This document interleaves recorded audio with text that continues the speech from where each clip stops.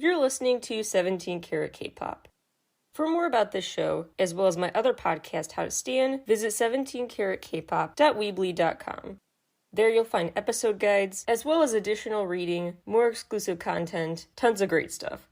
And never miss an update, an album review, interview, etc. by subscribing to the free newsletter, howtostan.substack.com. You could also become a paying subscriber on Substack, and that means you're supporting an independent creator and become part of a community, howtostan.substack.com. Enjoy the show! Hi everybody, quick PSA. There was kind of a technical issue, so the audio quality not as ideal as I would hope. So I apologize for that, but I did fix the audio issue. So the next episode will sound much clearer. Again, my apologies, but I worked really hard on this episode, and I fixed the issue after recording the episode. Stay tuned for more, but please give this episode a chance too. I just wanted to apologize. Hello everyone, and welcome back to 17 Carat K-Pop, the latest artist-specific episode, a guide to P1Harmony.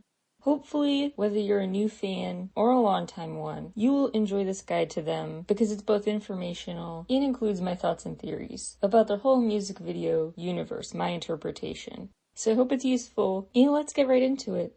P1Harmony is a 6-member, pretty young boy band. The age range is 16 to 20. The 6 of them are really well known for a couple of main things. One is their cinematic world building, their music videos, the characters they play in them, the superhero origin story of sorts, which goes along with reason 2 for their popularity, their empowering messages. Because their whole premise is basically, they are superhuman in their music video universe. But what makes them superhuman are the traits they kick up a notch. They take the things that make them special and unique, like the ability to be impulsive or being spontaneous. Things that some could see as character flaws, they actually dial it up and lean into those differences. And that becomes their superpower. So it's kind of a coming-of-age story mixed with sci-fi. So aside from the original story with really helpful, empowering themes, they're also well known for their hip-hop performances and sonic range. They won Rookie of the Year at the Mamas last year. Their debut album entered the top 10 of the iTunes chart in the USA. They recently sold out and went on a USA tour. They've gotten lots of critical acclaim, and they don't even have that much experience yet. Their debut was actually late 2020.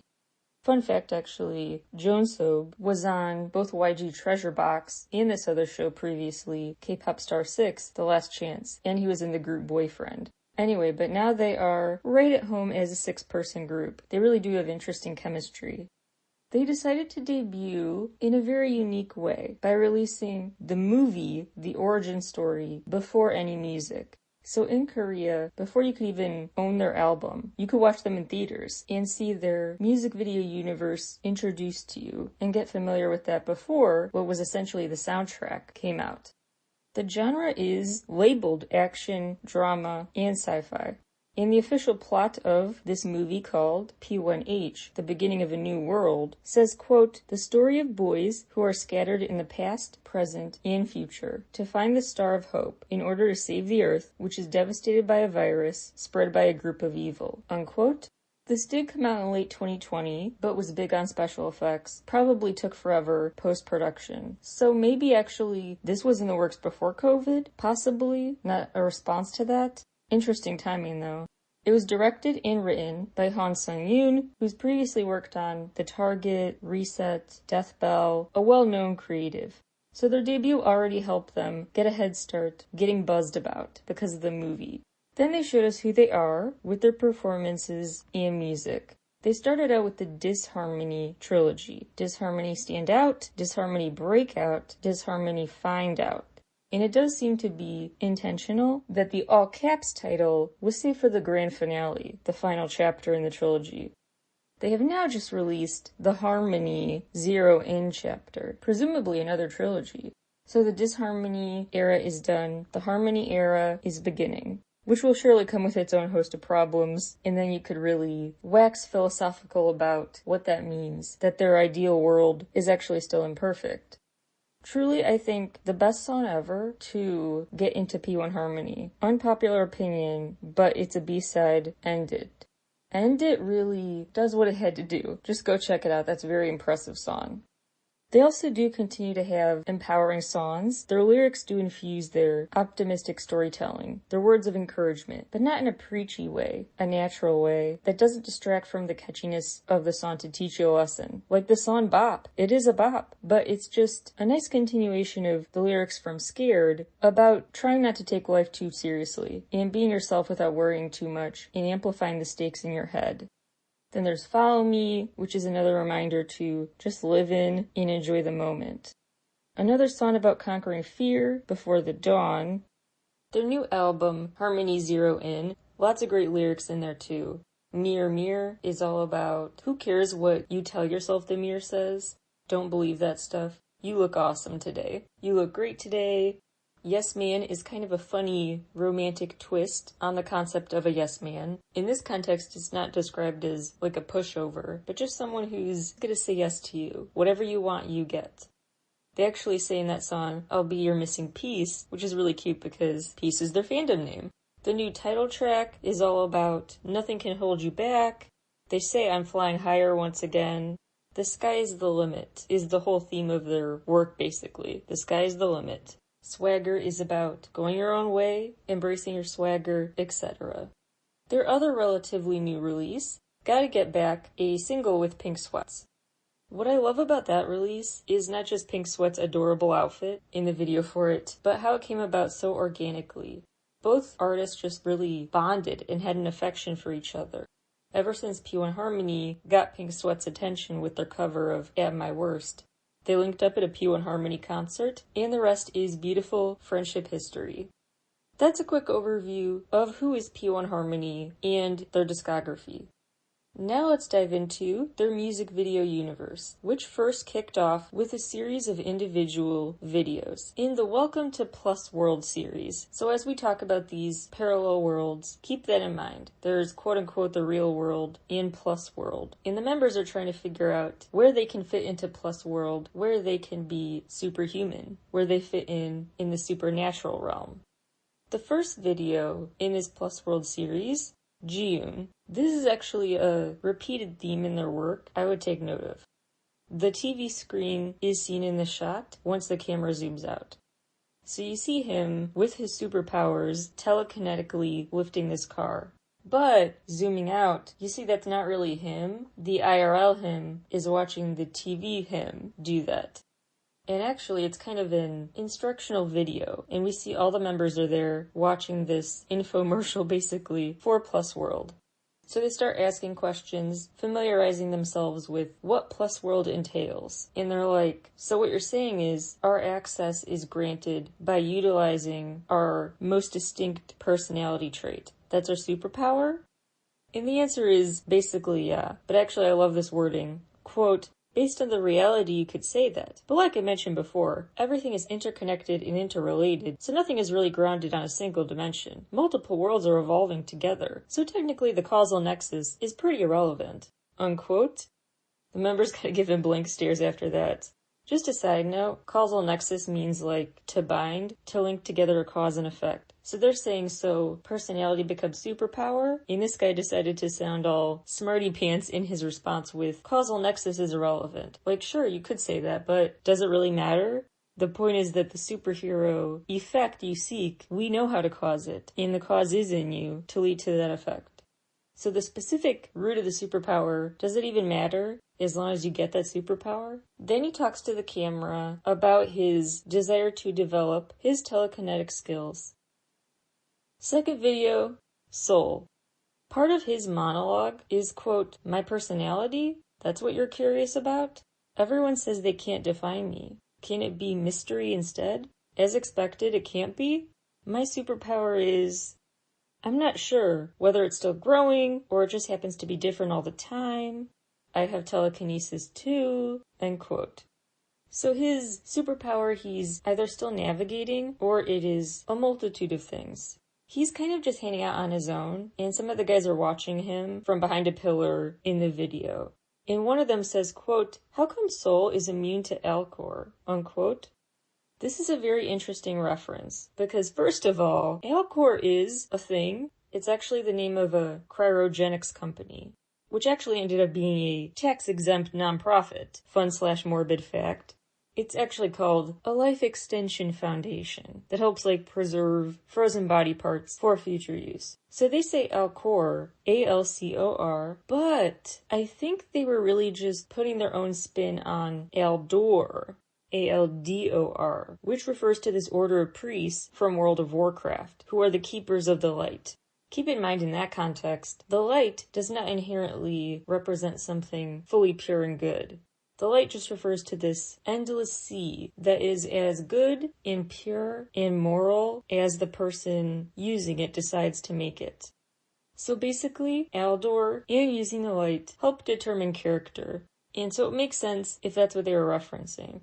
I think they meant that, not Alcor, but either way would kind of make sense because Soul's main hidden trait seems to be just immortality. And that may be why his special power is a mystery, because he doesn't need to find a special power to access this world where nobody dies, the supernatural world. He can just come and go there as he pleases. After all, they say in this video, quote, "Everyone saw Soul for the first time here, right? Is anyone who saw Soul first in the real world?" Unquote.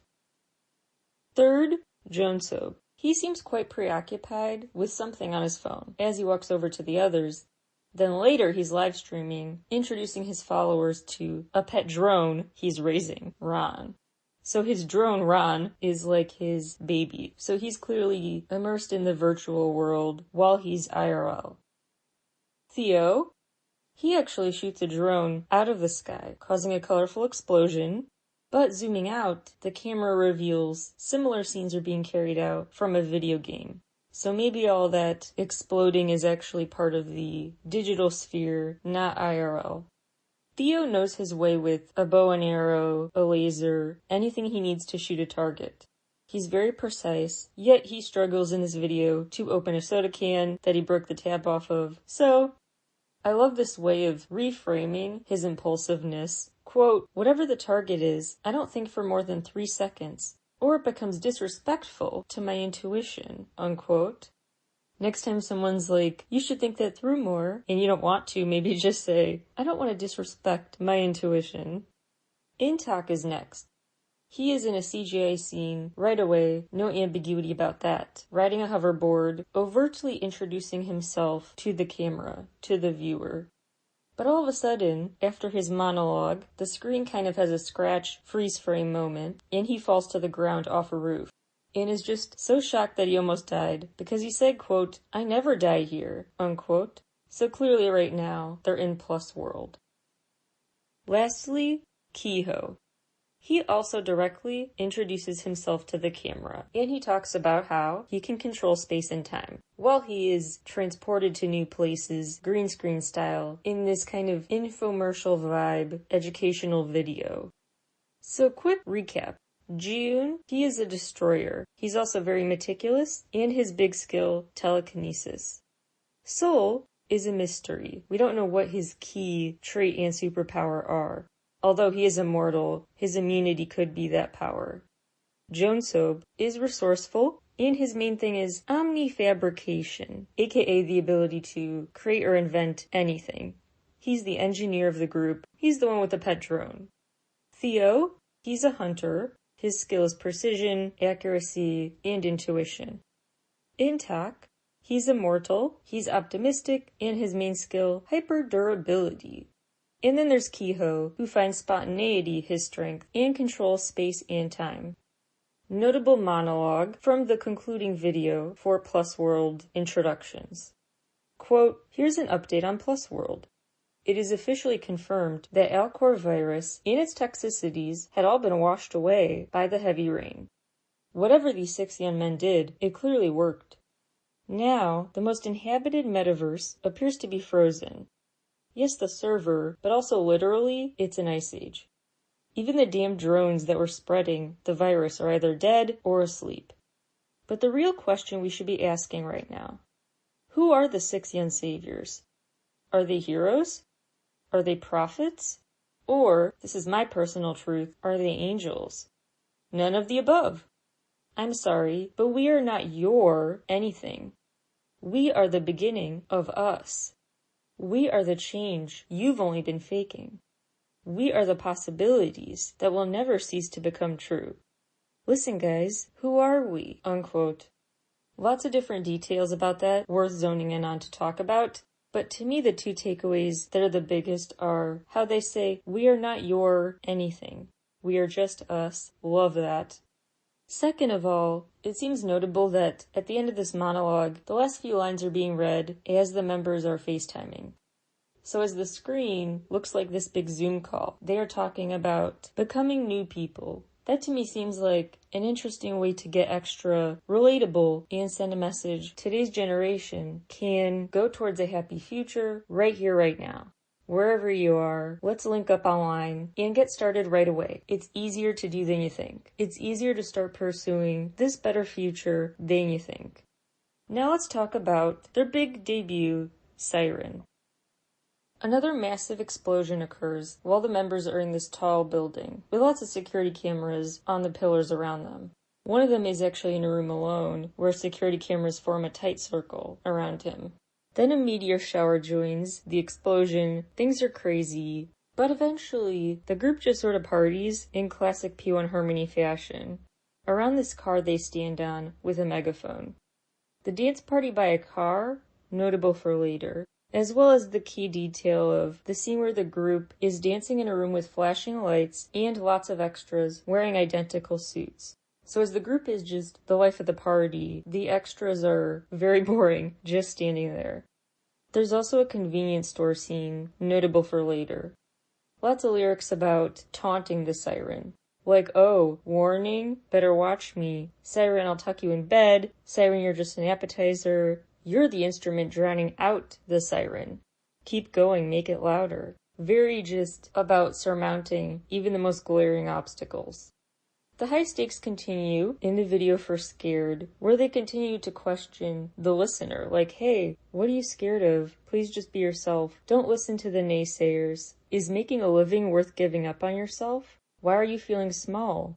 You are you, no matter what others say. Why do you put yourself down? Cut it, quit it, stop it. Let it out. Show what's really inside you. Stop lying. Don't be afraid of showing your truth. No more.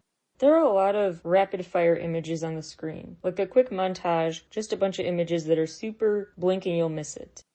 There's everyone in ski masks, hiding their true selves.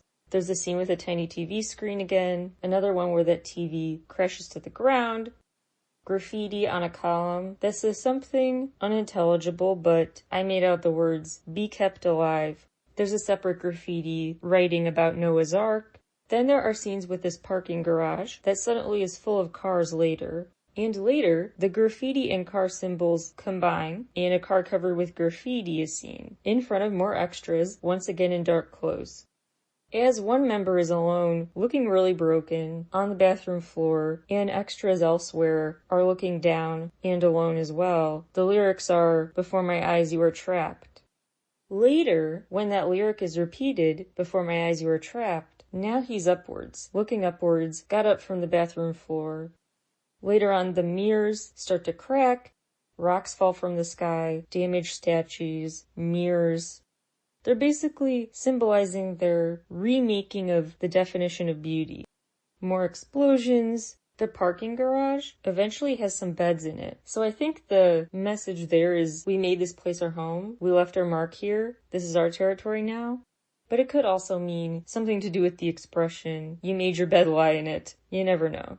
The big marble statue that you'll see again and again in their work, that is one of the targets of a rock pelted at something. The statue of David, which is considered this big Renaissance masterpiece that represents beauty, strength, and independence.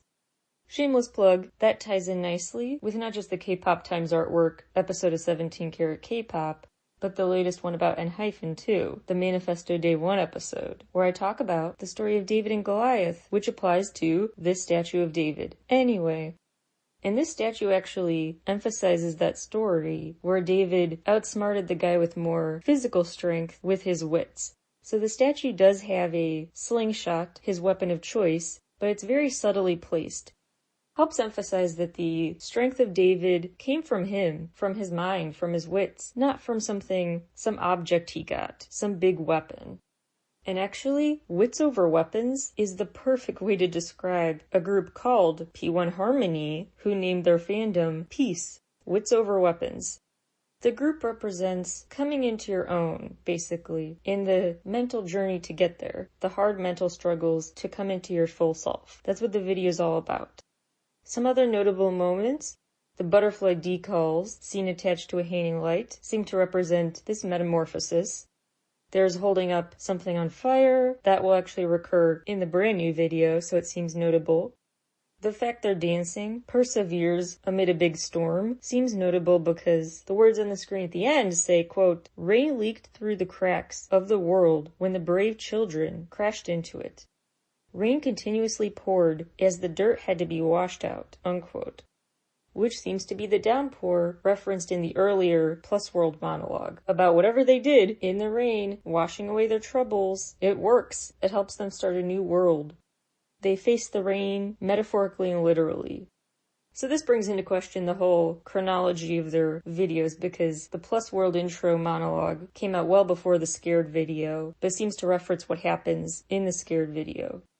It's hard to make out exactly what the banner behind the member says, but I think it's "We will dive to live."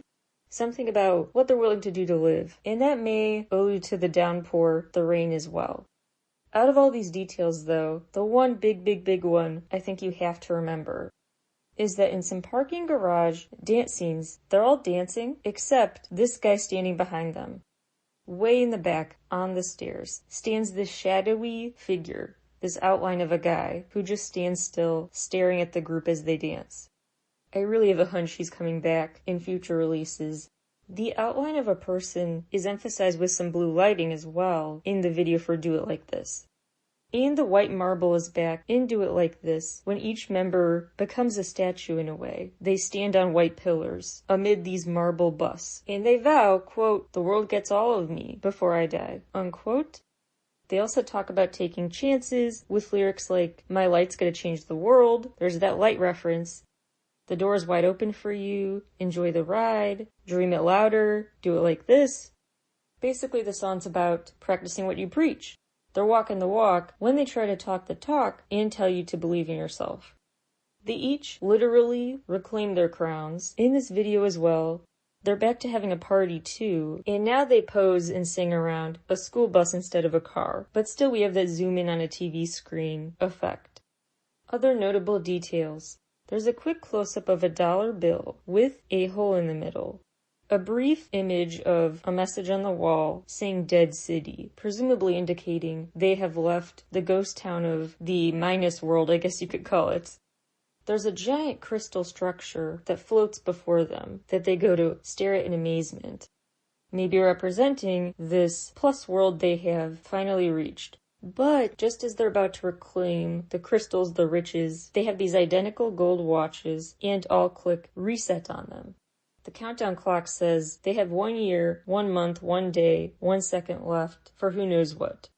So time travel does seem to be confirmed to play a role here, as well as not giving into temptation to jump at the crystals, the promises of a better world, to take your time first to decide, to become comfortable in who you really are first. This all brings us to the brand new video for Doom de Doom, which was also filmed in LA, like Do It Like This. They are in their carefree 80s wave era, love to see it, waving flags that actually basically burn away, and by the end of the video, they are replaced with very DIY'd, personalized flags. The members engage in shopping cart races, and one character in the shopping cart is this guy with face paint who's just kind of fiddling on his guitar, and this guy follows them from location to location. Maybe he was the guy standing in the background before. But yeah, the shopping carts are back. And they each have a flag. One of those flags, a giant dollar sign. So the dollar symbolism is back, the flags are back, a flaming object is back. This time what they're holding up is a torch that's also a flower bouquet. The cars are back, but now they're looking very broken down. But still their choice of what to pose by. The crowns are gone, but the members have medals and ribbons, which they voluntarily rip off, get rid of, by the end. mystery guitar player, Kiss member, basically. The cars, the dollar bill, the flames, the marble statue. Not in this video, but I'm just listing symbols here. Graffiti. Then there's the TV screen, which once again is zoomed in on, and we see Just Do It Like This. Clearly a Just Do It Nike commercial spin-off. Nice.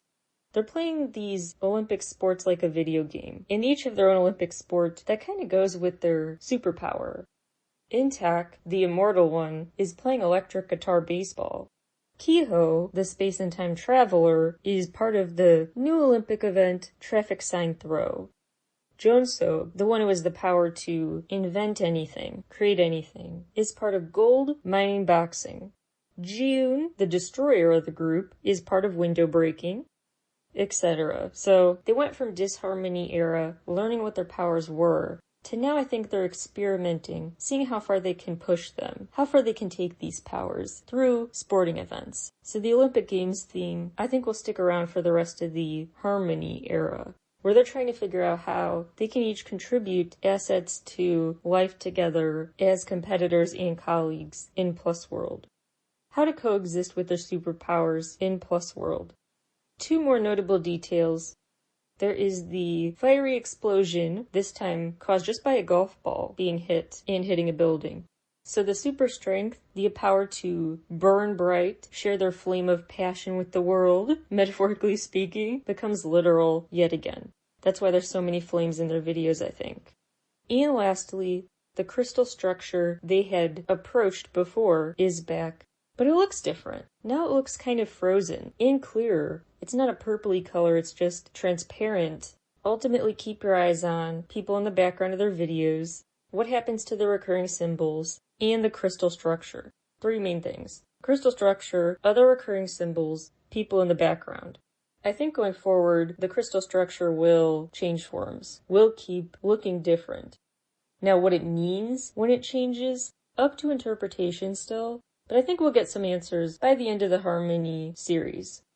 That's it for today, but I will have a write-up about P1Harmony's new music and more, a special statement from them, special photos, etc. at howtostand.substack.com very soon, probably by the time this episode is out. So stay tuned for that. Thank you guys so much for tuning in today, and I will talk to you all again very soon.